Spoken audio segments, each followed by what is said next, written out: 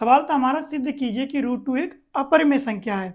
तो हमने अपरिमेय ना सिद्ध करके हम पहले से परिमेय मान के चले कि हमने मान लिया कि रूट 2 एक परिमेय संख्या। अब कोई भी संख्या अगर परिमेय है तो हम उसे p/q के रूप में लिख सकते हैं और q हमारा 0 नहीं होना चाहिए और pq हमारा क्या है, सहभाज्य संख्याएं हैं।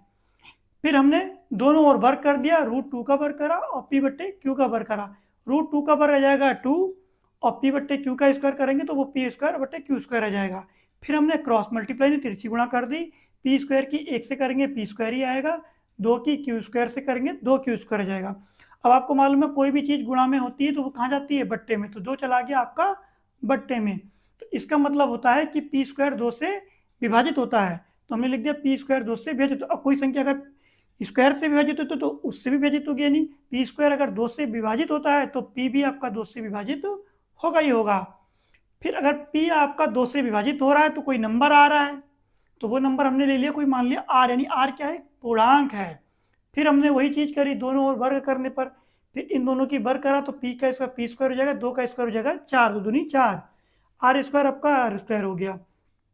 फिर आपने समीकरण 1 से p² की वैल्यू रख दी, तो p² का मान समीकरण 2 में रख दिया आपने, तो 2q² था, 2 से आपने 4 काट दिया, 2 बार 2 दूनी 4, तो आपका आ गया q²/2।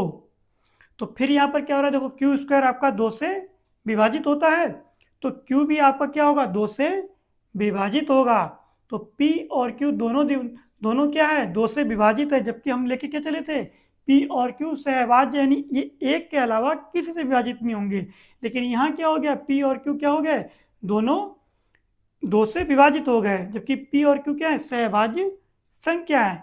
फिर अब हमें ये विरोधाभास हो गया कि हम लेके चले थे कि दोनों क्या है, सहभाज्य संख्या, और लेकिन दोनों क्या हो रही, 2 से विभाजित हो रही। तो हम लास्ट में स्टेटमेंट लिख देंगे, ये विरोधाभास इस कारण प्राप्त हुआ है क्योंकि हमने गलत कल्पना कर ली थी कि रूट 2 एक क्या है, परिमेय संख्या, अतः रूट 2 एक अपरिमेय संख्या है। तो इस तरह से आप बोर्ड के एग्जाम में ये क्वेश्चन करके आएंगे।